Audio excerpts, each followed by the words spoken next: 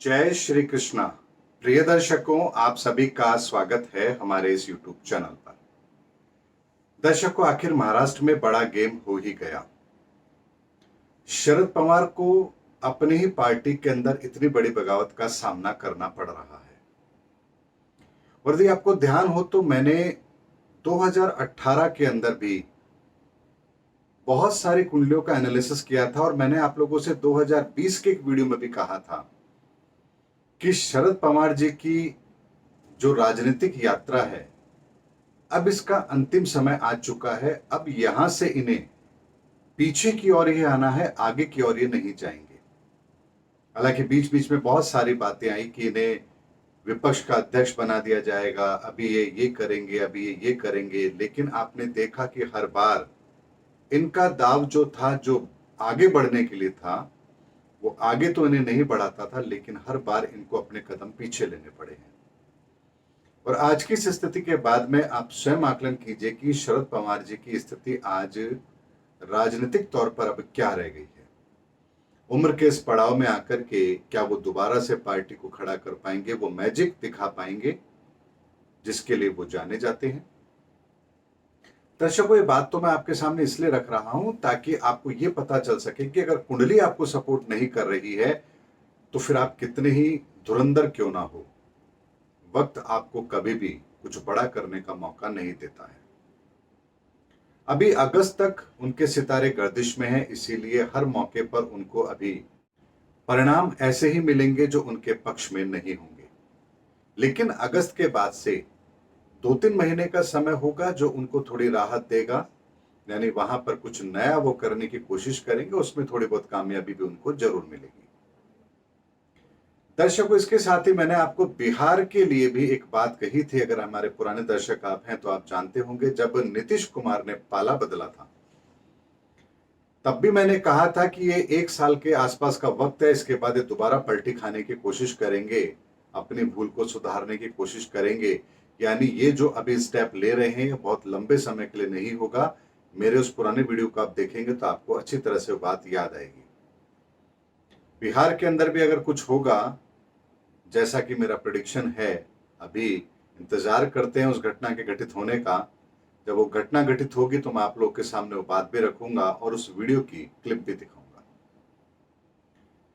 दर्शकों, ये दोनों बातें मैंने आप लोगों के सामने इसलिए रखी है क्योंकि यहां पर अरविंद केजरीवाल भी खतरे में है, इधर शरद पवार की ताकत भी कम हुई है, उधर उद्धव ठाकरे भी अपना वर्चस्व नहीं रख पाए हैं, इधर नीतीश कुमार के साथ भी हालत ये है।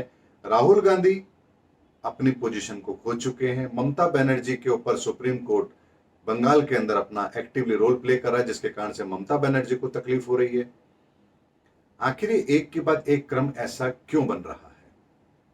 अगर इसका एक राजनीतिक जवाब दूं तो आप ऐसे समझिए कि भारतीय जनता पार्टी और मोदी जी विपक्ष को खड़ा नहीं होने देंगे, वो विपक्ष को बिखेर कर रख देंगे, उन्हें एक नहीं होने देंगे। वो अपनी ईडी और एजेंसियों की सहायता से विपक्ष को दबाने की कोशिश कर रहे हैं। ये एक आपका जवाब होगा, अमूमन जो राजनीतिक जवाब होता है। लेकिन दर्शकों, मैं राजनीतिक विश्लेषण नहीं कर रहा हूं, मैं एस्ट्रोलॉजिकल बात आप लोग के सामने रखता हूं। इसीलिए एक बात आपको बताता हूं, मैं शुरू से कहता आया हूं कि यह समय युग परिवर्तन का है और जब जब युग परिवर्तन हुआ है तब तब ऐसी परिस्थितियां बनी हैं कि अपने ही लोग पराए और पराए अपने हुए हैं। मेरी बात पर यकीन नहीं है तो मैं आपको बताता हूं, युग परिवर्तन का पहला दौर भगवान श्री राम के समय पर था। उससे भी पहले जाएंगे तो हिरण्यकश्यप का समय था। हिरण्यकश्यप के समय पर हिरण्यकश्यप का विरोध करने वाला कौन था? उनका अपना ही पुत्र प्रहलाद।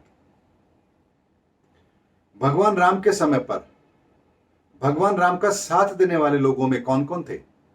सुग्रीव। बाली उनका दुश्मन था, सुग्रीव उनका मित्र था। अंगद अपने पिता को खोने के बाद भी उसने भगवान राम का साथ दिया।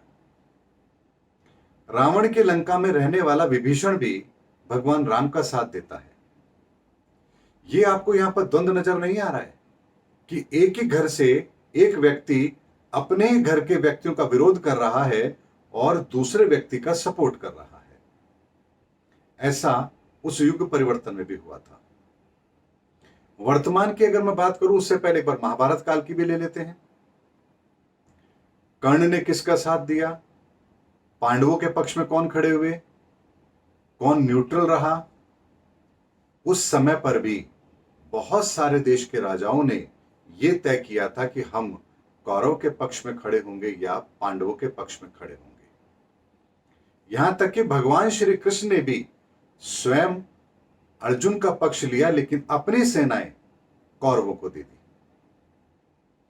दर्शकों, ये बात मैं आप लोगों के सामने इसलिए रख रहा हूं कि जब भी धर्म युद्ध होता है, परिवर्तन का समय होता है, तो ग्रहों की ऐसी परिस्थिति बनती है कि व्यक्ति को यह चयन करना ही पड़ता है कि वो किसके साथ खड़ा है। और जब वो ये चयन करता है कि वो किसके साथ खड़ा है, तो कई बार ऐसी ही परिस्थिति होती है कि हमें अपनों को छोड़कर किसी दूसरे का साथ देना पड़ता है। इसे आप चाहे किसी भी भाषा में समझे, सत्यता यही है। और वर्तमान में भी ऐसा ही हो रहा है। जिसे लग रहा है कि देश हित के लिए क्या सही है, इस समय समाज के लिए क्या सही है, पूरी दुनिया की जो स्थिति बन रही है, उस समय पर हमें क्या करना चाहिए, तो वो लोग अपने पराये का भेद ना करते हुए इस समय सत्य के रास्ते पर चल रहे हैं। इसीलिए दर्शकों, मैंने अपने कई वीडियो में कहा है कि यह समय युग परिवर्तन का है और व्यक्ति को यह निर्णय करना ही पड़ेगा कि वो किसकी तरफ है, वो धर्म के पक्ष में खड़ा है या अधर्म के पक्ष में खड़ा है। मैं यहां आपको यह नहीं कह रहा हूं कि नरेंद्र मोदी जी या भारतीय जनता पार्टी धर्म के पक्ष में है और बाकी अधर्म के पक्ष में है। मैं बात यहां यह कर रहा हूं कि इस समय संसार को देखें, हम संसार की इस परिस्थिति को देखें, तो हमें क्या करना चाहिए, हम किस धर्म के रास्ते को अपनाएं, हमारे लिए यह महत्वपूर्ण है।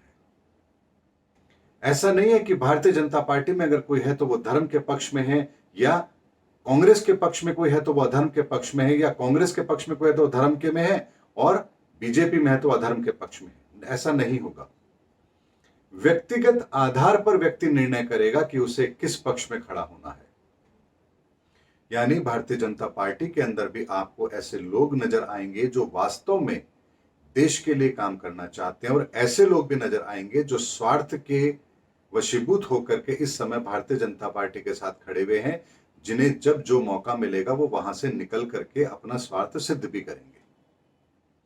उसी तरह से कांग्रेस के अंदर भी बहुत सारे लोग होंगे जिन्हें पता है कि यहां पर क्या गलती हो रही है, क्या चीज ठीक है।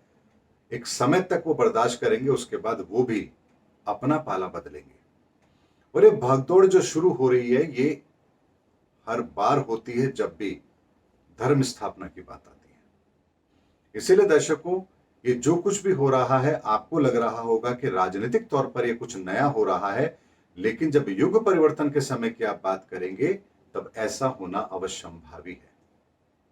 अगर युग परिवर्तन का समय नहीं होगा तो ये भागदौड़ तो हर बार राजनीतिक दलों में होती है। आपने देखा होगा इंदिरा गांधी जी के इमरजेंसी के बाद भी हुई थी, लेकिन तब एक ही दल के अंदर हुई थी। एक ही कारण बना था कि हमें किसी भी तरह से सरकार को हटाना है और अपनी सरकार बनानी है। यह एक मुख्य कारण होता है दल बदलने का, यानी कि अपना स्वार्थ देख करके किसी एक पक्ष में जाने का। लेकिन यहां पर लोग दल इसलिए नहीं बदल रहे हैं कि उन्हें सरकार को हटाना और अपनी सरकार को लेकर के आना। यह काम तो विपक्ष कर रहा है। लेकिन क्या एकनाथ शिंदे को नहीं पता था कि उनके ऊपर यह तलवार लटकेगी अयोग्यता की? क्या अजीत पवार को यह नहीं पता है? क्या नीतीश कुमार आगे जो निर्णय लेंगे उनको नहीं पता है कि क्या होने वाला है? क्या अरविंद केजरीवाल को नहीं पता कि जो काम वो कर रहे हैं उसका परिणाम क्या होगा? लेकिन दर्शकों, उसके बाद भी हर व्यक्ति अपने अपने तरीके से धर्म धर्म की परिभाषा को तय कर कर इस समय अपना रुख तय कर रहा है, और यही सबसे बड़ा संकेत है युग परिवर्तन का। इससे बड़ा और कोई उदाहरण आपको नहीं मिलेगा। और ये यहां पर नहीं हो रहा है, पूरे विश्व के अंदर हो रहा है। रशिया का साथ कौन दे रहा है, कौन नहीं दे रहा है, कौन अमेरिका के साथ भी खड़ा है, रशिया के साथ भी खड़ा है। ये जो अंतर्द्वंद की स्थिति है दर्शकों, ये बहुत ही विचित्र स्थिति होती है, और ये जब भी स्थिति बनती है वो समय युग परिवर्तन का कहलाता है। युग परिवर्तन के समय के अंदर इंसान अपनी अंतर आत्मा की आवाज को सुनकर के काम करता है, ये पहला संकेत युग परिवर्तन का होता है, फिर चाहे उसके लिए उसे अपनों का ही विरोध क्यों ना करना पड़े। इसीलिए दर्शकों, ये जो भी घटनाक्रम हो रहा है, ये 2024, 2025 और 2026 की तैयारी है। 2027 के बाद का युग परिवर्तन का समय तो हम सबके सामने होगा ही, लेकिन ये सारा घटनाक्रम शनि के कारण से बन रहा है। युग परिवर्तन का समय है, इसीलिए ये घटनाएं तो होना अवश्यंभावी है। और इसीलिए मैंने आपको सटीक ज्योतिषीय आकलन समय समय पर दिए हैं, कब महाराष्ट्र में क्या होगा, कब बिहार में क्या होगा और किसके साथ क्या घटना घटित होने की संभावना बनेगी। उम्मीद करता हूं दर्शकों, मेरा वीडियो आपको जरूर पसंद आया होगा। अगले वीडियो में आपसे फिर भेंट होगी, तब तक हमारे चैनल पर बने रहिए। जय हिंद, जय भारत।